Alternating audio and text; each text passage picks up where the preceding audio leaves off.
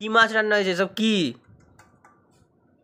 এটা হচ্ছে রুই মাছ পুকুরের, বুঝেছিস? এখনকার যে রুই মাছগুলো দেখিস না, যে এরকম বড় সাইজের, ওইগুলোকে হচ্ছে ওষুধ খাইয়ে বড় করে। দেখবি দুদিনে এই মাছগুলো বড় হয়ে যাচ্ছে, কোনো স্বাদ আছে কি? আর কাঁটাগুলো দেখবি নরম। আর এই মাছগুলো কি বলতো, কোনো বাড়ির যে পুকুর, এরা তো আর ওই ব্যবসা করার জন্য চাষ করে না, এরা ওই যখন ধরবে তখন পারলে বিক্রি করবে, না হলে নিজেরাই খাবে, কিংবা বড়শি করে ধরে মাছ।